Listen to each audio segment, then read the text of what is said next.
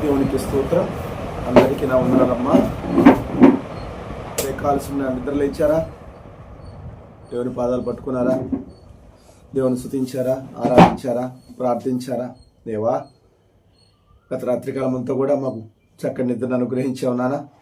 మరొక రోజు మా జీవితాల్లోకి అనుమతించి మమ్మల్ని అందరినీ కూడా సజీవ లెక్కలో ఉంచి మరొక రోజులోకి మమ్మల్ని అడుగు పెట్టించి ఇలా నిద్రలంగా నీ పాదాల చెందుకు వచ్చే అవకాశాన్ని మాకు ఇచ్చావయ్యా.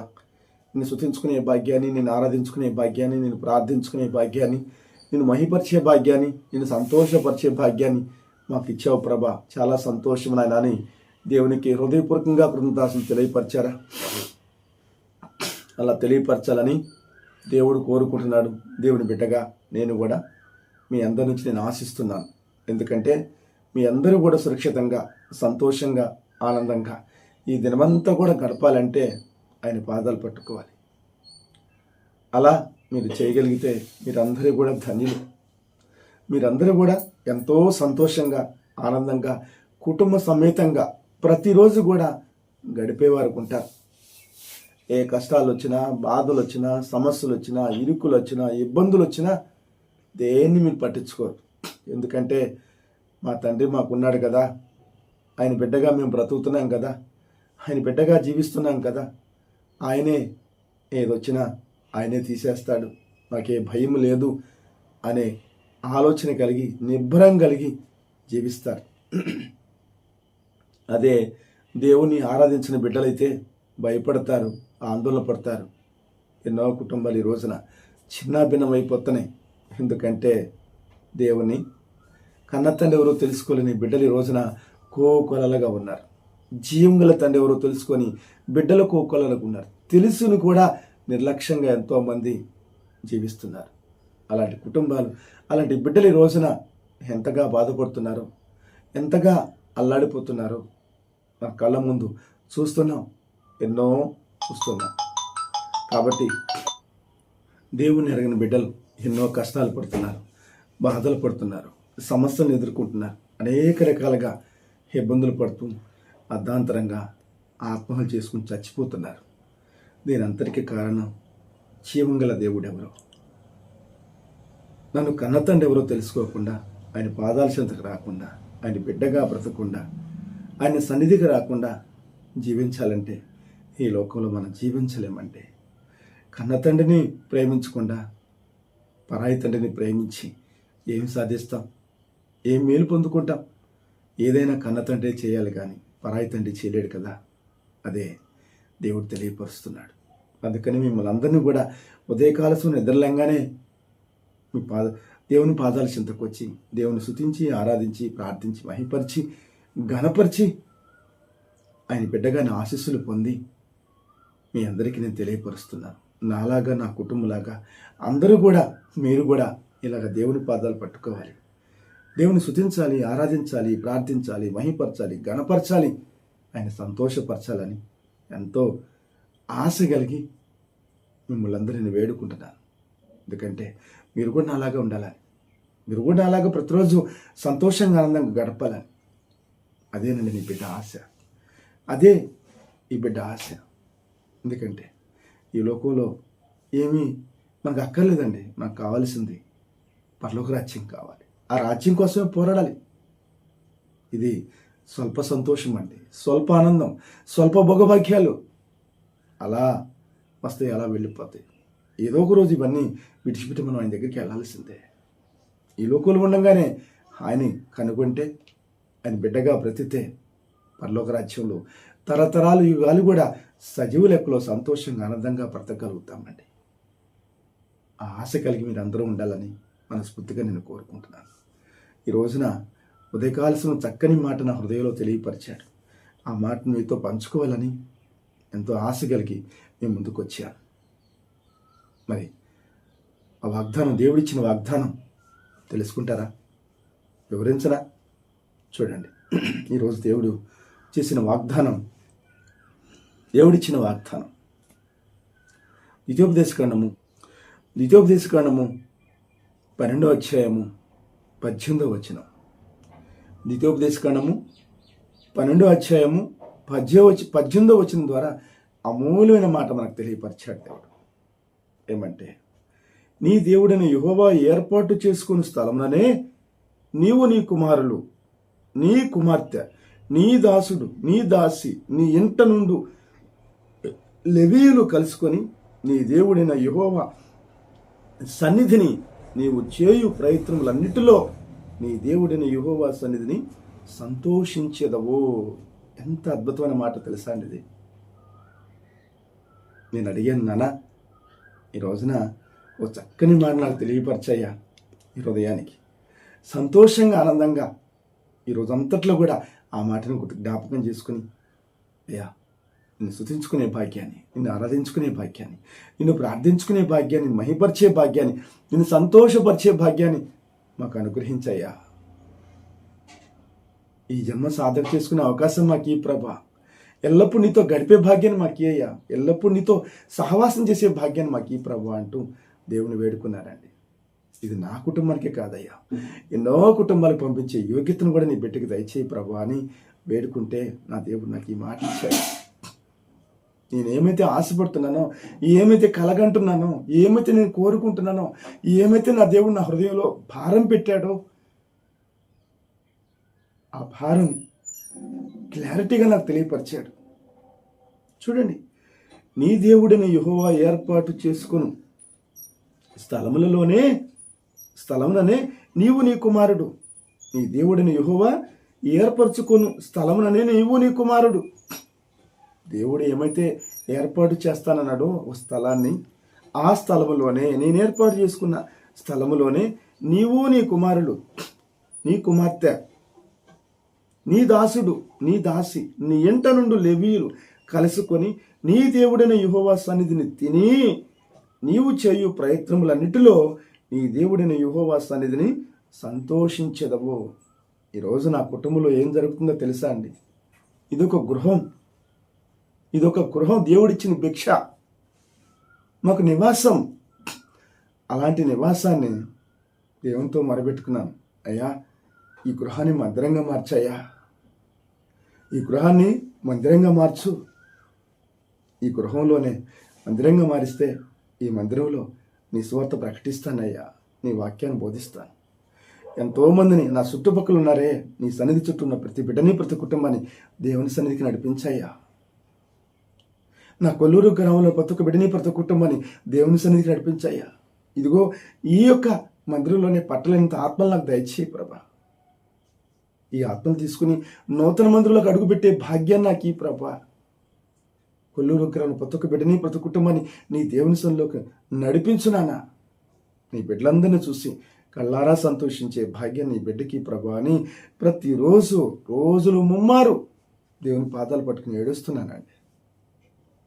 నా తండ్రి ఎప్పుడు నాకు సంఘాన్ని ఇస్తాడా, ఎప్పుడు నాకు ఆత్మను నడిపిస్తాడా, ఎప్పుడు నాకు ఈ చుట్టుపక్కల ప్రతి బిడ్డని, ప్రతి కుటుంబాన్ని ఎప్పుడు దేవుని సన్నిధికి నడిపిస్తాడా, ఎప్పుడు కొల్లూరు గ్రామంలో ప్రతి బిడ్డని, ప్రతి కుటుంబం, ప్రతి అన్నిటి కుటుంబం నీ సన్నిధికి వస్తారా అని ఆశగా ఎదురు చూస్తున్నానయ్యా అని దేవుని వేడుకుంటున్నాను. నీ యొక్క సన్నిధే నాకు ఆశ్రయం కావాలయ్యా.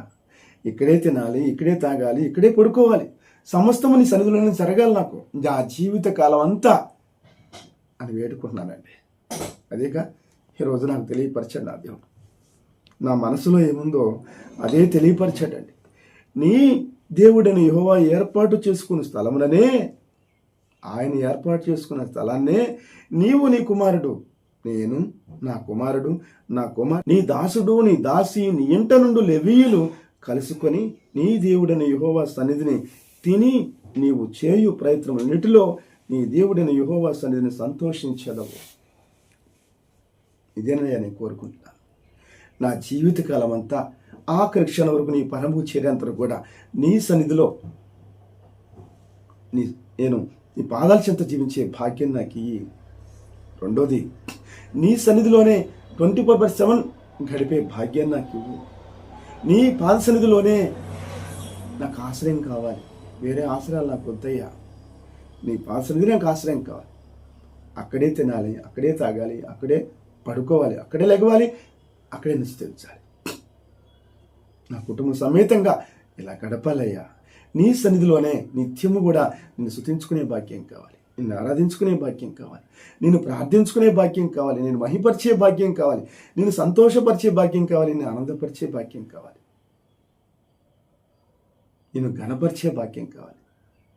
నీ సన్నిధిలో నిన్ను నీ సువార్తను ప్రకటిస్తూ, నీ వాక్యాన్ని బోధిస్తూ, నీ గురించి వివరిస్తూ ఎంతోమంది ఆత్మలు కాపాడి రక్షించి నీ చేతులకు అప్పచెప్పే భాగ్యం కావాలి. నా కుటుంబం అంతా కూడా నీ చేతుల్లో ఒక్కొక్కరికి పాత్రలో వాడబడాలయ్యా.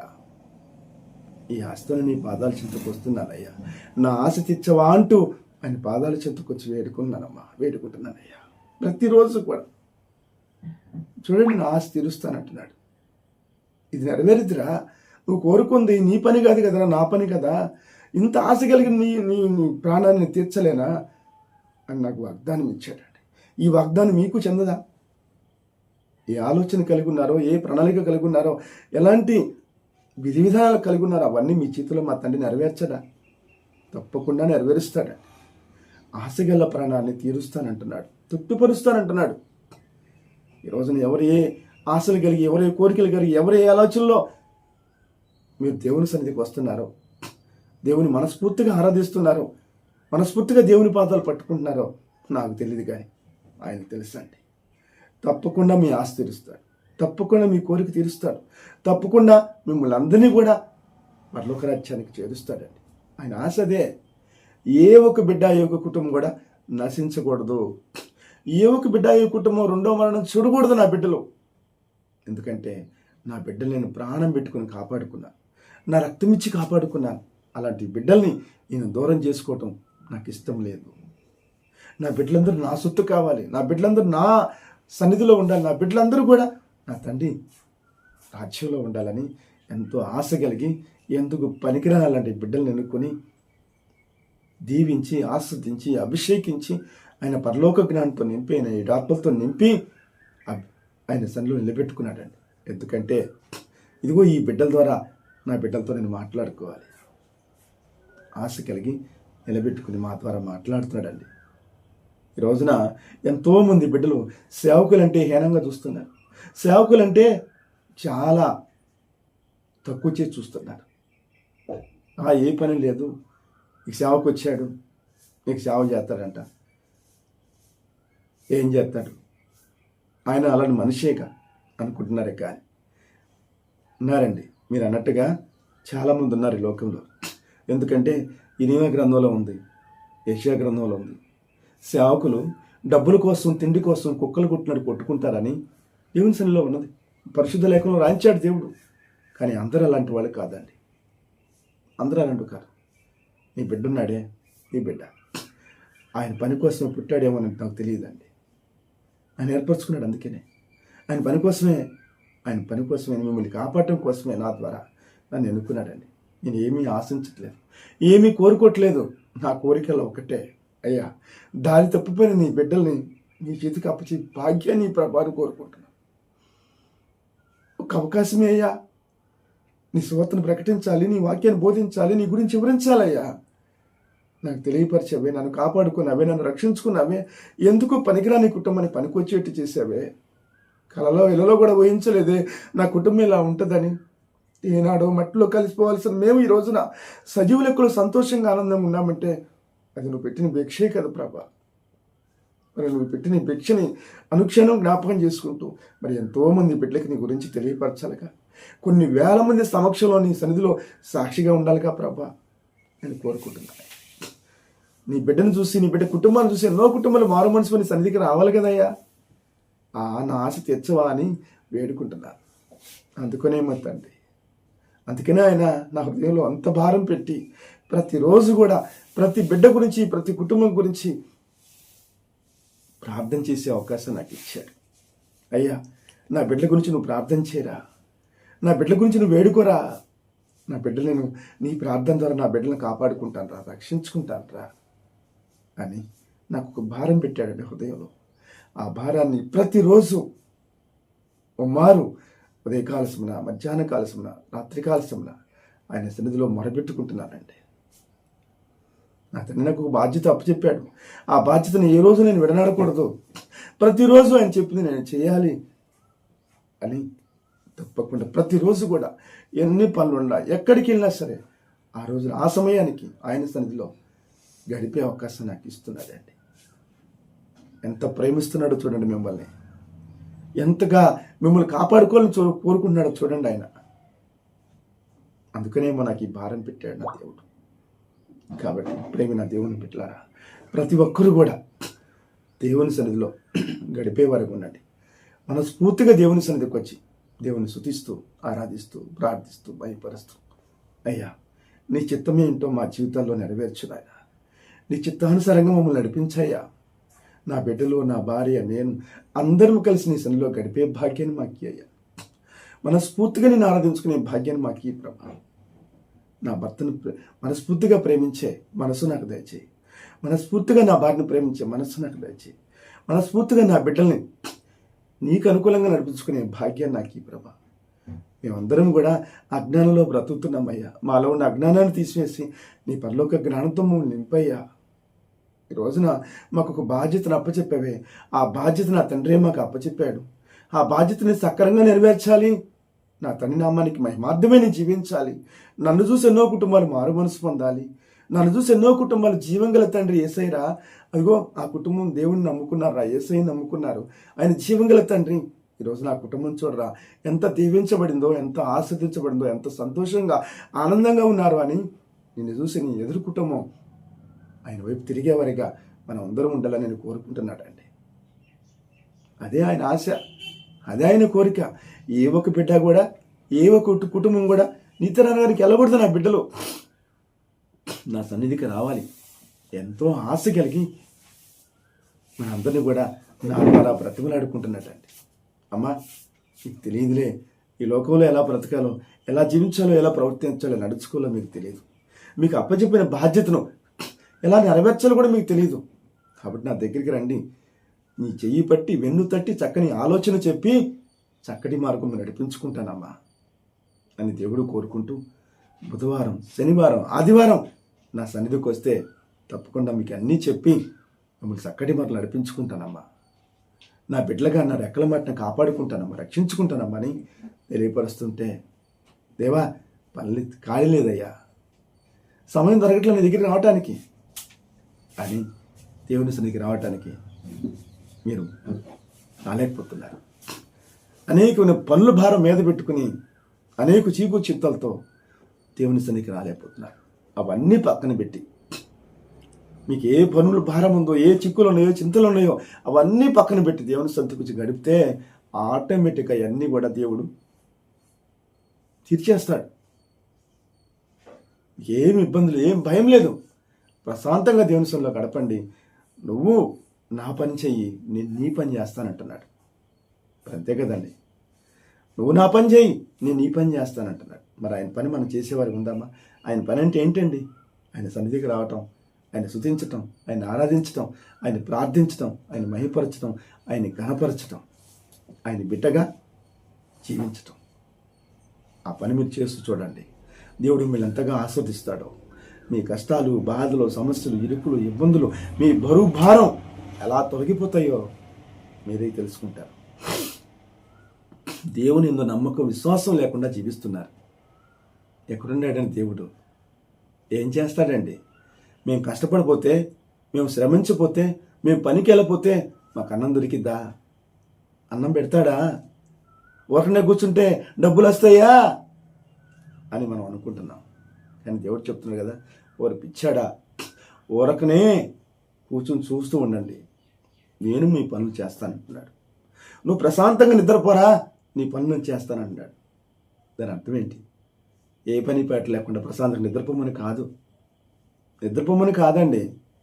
ప్రశాంతంగా కూలుగా నేనేమైతే నీకు బాధ్యతను అప్పచెప్పానో ఆ బాధ్యత చేస్తూ నెమ్మది సమాధానం కలిగి జీవించు. తదుపరి నాకు వదిలే, ఏం చేస్తానమ్మా అంటున్నాడు. అది ఆయన చెప్పేది. కాబట్టి ప్రతి ఒక్కరు కూడా ఈ మాటలు గమనించి ఆ ప్రకారం జీవించేవారుగా మీరందరూ ఉండాలని మనస్ఫూర్తిగా నేను కోరుకుంటున్నాను. అలాగే ఈ మాటతో పాటు రెండు మాటలు తెలియపరచాలని ఆశపడుతున్నాను. చూడండి, 1 కొరింథీ పత్రిక 10వ అధ్యాయం 31వ వచనంలో ఒక అద్భుతమైన మాట ఉందండి. 1 కొరింథీ పత్రిక 10:31. కాబట్టి మీరు భోజనము చేసినను పానము చేసినను మీరేమి చేసినను సమస్తమును దేవుని మహిమ కొరకు చేయుడి. చేస్తున్నారా? ఈ లోకంలో ఎంతోమంది భోజనం చేస్తాం కూడా ఆదరబాద తింటమే, ఏది కూడా ప్రశాంతంగా చేయలేకపోతున్నారు. మరి దేవుడు ఏం చెప్తున్నాడు? కాబట్టి మీరు భోజనము చేసినను పానము చేసినను మీరేమి చేసినను సమస్తమును దేవుని మహిమ కొరకు చేయమంటున్నాడు. అయ్యా, ఈ రోజున ఈ ఆహారం మాకు ప్రసాదించావు నాన్న, ఈ రోజున ఈ యొక్క పానీయాన్ని మాకు ప్రసాదించావు తండ్రి, ఈ రోజున ఇదిగో మాకు ఈ బాధ్యత అప్పచెప్పావయ్యా, ఈరోజు నాకు ఈ కుటుంబాన్ని ఇచ్చావు, ఈరోజు నాకు భర్తనిచ్చావు, ఈరోజు నాకు బిడ్డల్ని ఇచ్చావు, ఈరోజు నాకు ఎంతోమందిని ఇచ్చావయ్యా. వీళ్ళందరూ నీ కృప కనికరం వల్లే మాకు కలిగారయ్యా. ఈ ఆహారం లేక ఎంతోమంది విలువల్లాడిపోతున్నారయ్యా, కానీ ఈ ఆహారం మాకు ఇచ్చావు చూడు. మేము చాలా సంతోషపడుతున్నామయ్యా, చాలా ఆనందపడుతున్నాం ప్రభు అంటూ అయ్యా ఈ ఆహారాన్ని ప్రతి బిడ్డకి ప్రతి కుటుంబానికి కూడా అనుగ్రహించు ప్రభు అంటూ వేడుకునే బిడ్డలుగా మనం ఉండాలని ఆయన కోరుకుంటున్నాడు. కనీసం నువ్వు ఆహారం తినేటప్పుడైనా, నువ్వు తాగేటప్పుడైనా నన్ను జ్ఞాపకం చేసుకోరా. వీడప్పుడు ఎదిగి నన్ను జ్ఞాపకం చేసుకోలేకపోతున్నావు. కనీసం నేను తినేటప్పుడు తాగేటప్పుడు జ్ఞాపకం చేసుకో. ఎందుకంటే నేను ఆకాశం నుండి సంతోషపడతాను. నా బిడ్డలు తినేటప్పుడు నన్ను జ్ఞాపకం చేసుకుంటున్నారు. ఇది నా తండ్రి నాకు ప్రసాదించిన భాగ్యమని నేను సంతోషపడతాను రా అని తినేటప్పుడైనా తాగేటప్పుడు ఏ పని చేస్తున్నా ఇది నా తండ్రి నాకు పెట్టిన భిక్ష, నా తండ్రి నాకు అనుగ్రహించాడు, ఎవరికి దక్కంది నాకు ఇచ్చాడు. అది పచ్చడి మెతుకులైనా పర్వాలేదండి, నాకు ఇచ్చాడు. ఎందుకంటే ఆ పచ్చడి ఉండే మెతుకులు లేని వాళ్ళు కూడా ఈ లోకంలో చాలామంది ఉన్నారండి, భిక్షం ఎత్తుకుంటున్నారండి రోడ్ల మీద. చూస్తలా ఈ కళ్ళతో మనం అంతకన్నా కూడా మన ధనులుగా చేశాడే. మరి తనకి ఆయనకి కృతజ్ఞతాస్తులు తెలియపరచాలి కదండి, ఆయన కనపరచాలి కదా, ఆయన మహిపరచాలి కదా. ఇవన్నీ చేయకుండా గబగబా తిన్నామా, గబగబా తాగామా, గబగబా పనిచేసామా, గబగబా వెళ్ళిపోయామా. ఇది కాదండి. చూడండి, మన తల్లిదండ్రులుగా మన బిడ్డలు మన మాట వింటే మనం ఎంత సంతోషపడతామో. ఏ పని చెప్పినా తూచా తప్పకుండా తిరిగి చేస్తారు చూడు. ఆ బిడ్డలని ఎంత ప్రేమ కలిగి ఉంటామో, వాళ్ళు అడగకుండానే ఎన్ని వరాలు ఇస్తామో. మనమే మట్టి బొమ్మలం, అంత ప్రేమ చూపిస్తుంటే మరి దేవాది దేవుడు అన్నా ఇది నాకు నువ్వు పెట్టిన భిక్ష అని ఆయనకి గణపరిస్తే ఇంకెంత సంతోషపడతాడు, ఇంకెన్ని నీ జీవితంలో చేస్తాడు, ఎన్ని గొప్ప కార్యాలు చేస్తాడు నీ జీవితంలో. ఒక్కసారి గమనించావా తల్లి, గమనించావా తండ్రి? ప్రేమైన దేవుని బిడ్డలారా, ఇదే దేవుడు కోరుకుంటున్నాడు మన నుంచి. అంతేకాని ఏమి కోరుకోవట్లేదు మన నుంచి, ఇదే కోరుకున్నాడు. అలాగే మరొక మాట తెలియపరుస్తాను. చూడండి, ద్వితీయోపదేశకాండము 12:7 చూడండి. ద్వితీయోపదేశకాండము 12:7 మీరును మీ దేవుడైన యెహోవా మిమ్మల్ని ఆశీర్వదించి మీకు కలుగజేసిన మీ కుటుంబములను మీ దేవుడైన యెహోవా సన్నిధిని భోజనం చేసి మీ చేతి పనులన్నిటినీ యందు సంతోషింపవలెను. చూసారా, ఇది నా దేవుడు పెట్టిన భిక్ష,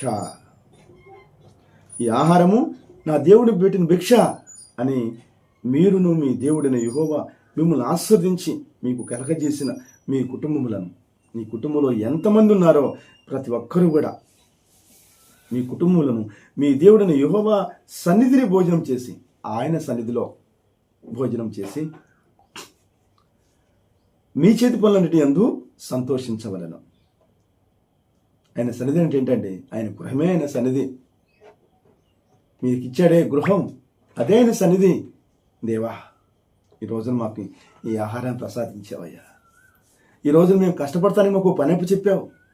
ఆ పని పూర్తి చేసి ఇలా ప్రశాంతంగా కుటుంబ సమేతంగా ఇలా ఆహారం తినే భాగ్యాన్ని మాకు ఇచ్చావు చూడు, మేమెంత ధన్యులమయ్యా అని ఆయనకు కృతజ్ఞతాస్తులు చెల్లించి ఇచ్చిన ఆహారం బట్టి, మనకి ఇచ్చిన పనులు బట్టి సంతోషంగా ఆనందంగా ఆయనకి హృదయపూర్వకంగా కృతజ్ఞతాస్తులు తెలియపరిచే భాగ్యం కలిగి ఉండాలని దేవుడు కోరుకుంటున్నాడు. ఇంతకుమించి ఏం కోరుకోవట్లే మనల్ని. నీ ఆస్తులు ఎత్తుకురా, నీ అంతస్తులు ఎత్తుకురా, నీవన్నీ నాకు ఇవ్వు అడగట్లేదండి. కేవలం ఒక మాటలో చెప్పాలంటే మనల్ని ఆయన అడుక్కుంటున్నాడు. సమస్తాన్ని మనకు పెట్టి, సమస్తాన్ని మనకిచ్చి ఆయనే అడుక్కుంటున్నాడు మనల్ని. ఈ రోజున చూడండి, ఒక తల్లిదండ్రులుగా కష్టాలు పడి ఎన్నో బాధలు పడి ఆస్తులు సంపాదించి బిడ్డల చేతులకు పెడుతుంటే మళ్ళా ఆ బిడ్డల ద్వారానే అయ్యా ముద్దన్నం పెట్టరా అడుక్కోవాల్సి వస్తుంది. పెడుతున్నారా? చేదరించుకుంటున్నారు, అవమానపరుస్తున్నారు. బాబాయ్ మాలు కూర్చో, ముద్దు పెట్టిద్దిలే, పెడతాలే అంటున్నారే. కానీ ఇదంతా మా తండ్రి కష్టార్జితమేనే, ఇదంతా మా తండ్రి మాకు అనుగ్రహించిందేనే. నా తండ్రి ఎంత బాగా చూసుకోవాలి అన్న ఆలోచన ఎంతమంది బిడ్డల్లో ఉందండి? ఎంతమంది కోడల్లో ఉంది? ఎంతమంది కూతుర్లో ఉంది? ఎంతమంది కొడుకుల్లో ఉంది? మొన్న గుంటూరు వెళ్ళానండి, గృహప్రవేశానికి పిలిచారు, వెళ్ళాను. చిన్న మాట చెప్తాను, చాలా లెంగ్త్ అవుతుందేమో క్షమించండి. గృహానికి వెళ్ళాను, గృహప్రవేశానికి. పక్కన 3వ ఇల్లే, భర్త లేడు, తల్లి చనిపోయింది, 2 ఆడబిడ్డలు, పెళ్ళయింది, పిల్లలు పుట్టారు, 2 ఎడ్యుకేషనే, చదువుకున్నారు. ఆస్తుల కోసం తల్లి సేవని అక్కడ పెట్టి కొట్టుకుంటున్నారండి. జుట్లు పట్టుకుంటున్నారు. పోలీసులు వచ్చారు, పెద్దలు వచ్చారు, అందరూ ఉన్నారు. ఎవరు కూడా ఆ బిడ్డలు విడదీయట్లేదు. పెద్దామేమో నాకు అది కావాలి, చిన్నమేమో నాకు ఇది కావాలని 2 గొడవడుకుంటున్నారు. తల్లి శవాన్ని అక్కడ పెట్టుకుని, తీయటానికి లేదు శవం, మా సమస్యకు పరిష్కారం కావాలి. కన్న బిడ్డలు, పక్కన తల్లి చనిపోయింది. చూడండి ఎలా ఉంది సమాజం. చూసి చూసి చూసి మనసు ఓర్చుకోలేక, వీళ్ళమ్మా ఒక మాట చెప్తాను, ఒక సేవకుడిగా నా మాట వింటారా అని అడిగాను. ఏంటయ్యా అంటుంది. దీంతోనే నాకు ఏకీభవించారు. తప్పమ్మా, తల్లి సేవని అక్కడ పెట్టుకుని మీరు గొడవాడుకుంటే అందరు నవ్వుతున్నారు. మీరు ఎంత హేళనకి గురైపోతున్నారు తెలుసా? ఎంత దీనికి గురవుతున్నారు తెలుసా? ఒకసారి ఆలోచించండి. నీకోసమేగా ఆస్తి సంపాదించింది. పెద్దదానివి చిన్నదాను, నా పెద్ద నాకు అదే కావాలంటున్నావే. నీలాగా అది పుట్టలేదా? నీ చెల్లి పుట్టలేదా? నువ్వు ముందు పుట్టే వెనక పుట్టింది, అంతే తేడా. అంతకుమించి ఆ ఇంకో తల్లి పుట్టలే, ఆ తల్లికే పుట్టింది. దయచేసి గొడవాడుకోబాకండి. ఏదైనా ఉంటే ఆమెను పంపించి, మర్యాదపూర్వకంగా ఆమెను పంపించి చక్కగా ఒకసాట కూర్చొని సమర్థవంతంగా చక్కగా ఓర్పు కలిగి ఒకరినొకడు సహకరించుకొని ₹60 మీరు తీసుకోండి. ఒకళ్ళు ఎక్కువ ఒకటి తక్కువ లేదమ్మా, అందరూ ఒకటే, మీ ఇద్దరు ఒకటే తల్లికి. కాబట్టి దయచేసి నా మాట వినండి అని ఆ బిడ్డలకు చెబితే దేవుడు ఆ బిడ్డలను ఓదార్చాడు. అయ్యా ఈ మాట వింటాం, మమ్మల్ని క్షమించు అని ఒకరినొకరు షేకండి ఇచ్చుకుని వెంటనే ఆ తల్లిని ఘనంగా పంపిస్తే అక్కడున్న బిడ్డలందరూ కూడా ఆశ్చర్యపోయారండి. ఆశ్చర్యపోయారు. పోలీసుల మాట వినలేదు, పెద్దల మాటలు ఎవరి మాట వినలేదు. జుట్లు పట్టుకు కొట్టుకుంటున్నారండి కింద పడి. చదువు ఉంది, సంస్కారం ఉంది. చూడండి, దేవుడు నాలోకి వచ్చి ఆ బిడ్డతో మాట్లాడితే విన్నారు. అదండి దేవుని గొప్పతనం. నేనా వాళ్ళు విడదీసింది, నేనా చెప్పింది, నాలో వచ్చి ఆయన మాట్లాడాడు. చాలా సంతోషం ఇచ్చింది నాకు. దేవా, నా ద్వారా ఎంత గొప్ప కార్యం చేసేవయ్యా.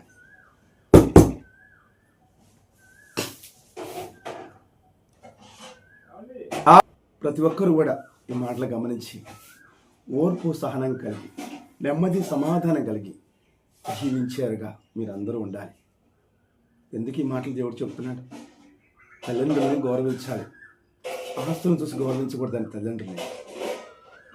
మనస్ఫూర్తిగా నా తల్లిదండ్రులు నాకు జన్మనిచ్చారు, నన్ను కని పెంచి పెద్ద చేశారు, కాబట్టి నా తల్లిదండ్రుల మాట నేను వినాలి అని అన్ని రకాల కూడా సాయం చేస్తూ, మేలు చేస్తూ, ఉపకారం చేస్తూ, తల్లిదండ్రులకి కుడిభుజంగా ఉంటూ మీరు తల్లిదండ్రులకు సాయం చేస్తే వాళ్ళు ఎంతో సంతోషపడతారు. మిమ్మల్ని అందరూ చూసి దేవుడు ఎంతో సంతోషపడతారు. ఇంకా మీ జీవితాల్లో ఎన్నో అద్భుతమైన కార్యాలు, ఆశ్చర్యకార్యాలు మీ జీవితంలో జరిపించి ముందుకు నడిపిస్తాడు. ఈ లోక సంతోషాన్ని, పరలోక సంతోషాన్ని దేవుడు మీకు ఇస్తాడు. అదే దేవుడు చెప్తున్నాడు. అమూల్యమైన మాటలు, 3 మాటలు మనకు తెలియపరిచాడండి. ఈ మాటలు బట్టి ఈ దినమంతా కూడా మీరందరూ కూడా సంతోషంగా, ఆనందంగా ఈ మాట హృదయంలో తీసుకుని, నా తండ్రి, నా రక్షకుడు, నా ప్రభువు ఈ బిడ్డ ద్వారా చక్కని విలువైన మాటలు మాకు తెలియపరిచాడు. ఎంతో జ్ఞానాన్ని మాకు ఇచ్చాడు. మేము అజ్ఞానంలో బతుకుతుంటే మాలో ఉన్న అజ్ఞానాన్ని తొలగించి జ్ఞానంతో జీవించండి రా అని, నా పరలోక జ్ఞానాన్ని అడగండి రా, ఆ జ్ఞానంతో మీరు జీవించండి రా అని దేవుడు మాకు తెలియపరిచాడని సంతోషంగా, ఆనందంగా ముమ్మారు దేవుని సన్నిధిలో ఈ మాటలు తీసుకుని ఈ మాట హృదయంలో భద్రపరుచుకుని ఆ మాటలను బట్టి స్తుతించుకునే వారిగా మీరు అందరూ ఉండాలని మనస్ఫూర్తిగా నేను కోరుకుంటున్నాను. అలా మీరు ఉంటారని మనస్ఫూర్తిగా నమ్ముతున్నాను. ఉంటారు కదా? దేవునికి స్తోత్రం. అందరికీ నా వందనాలు. ప్రార్థన చేయనా?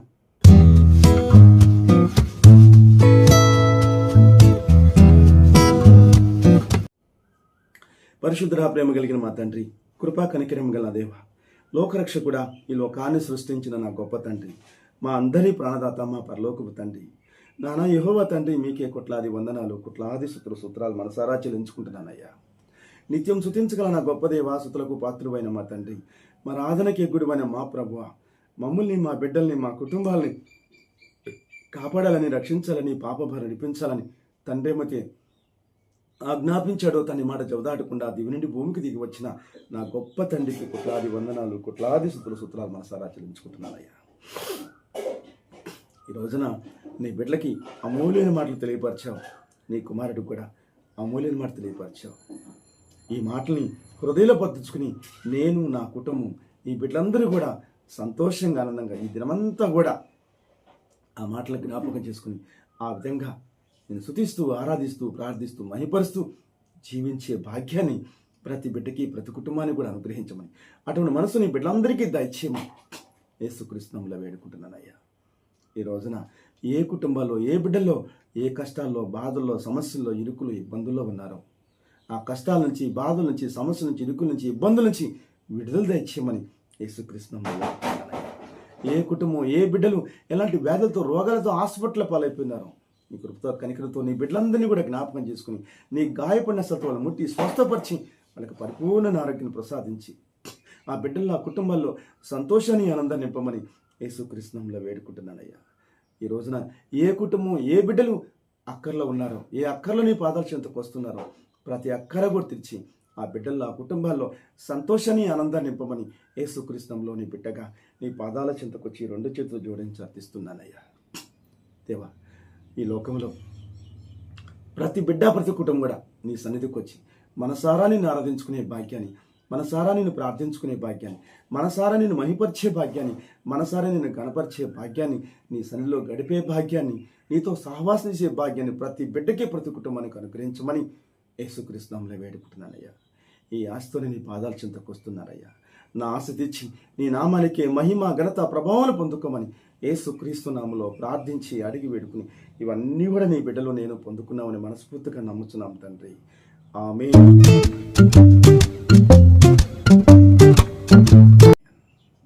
అందరికీ నా వందనాలమ్మా.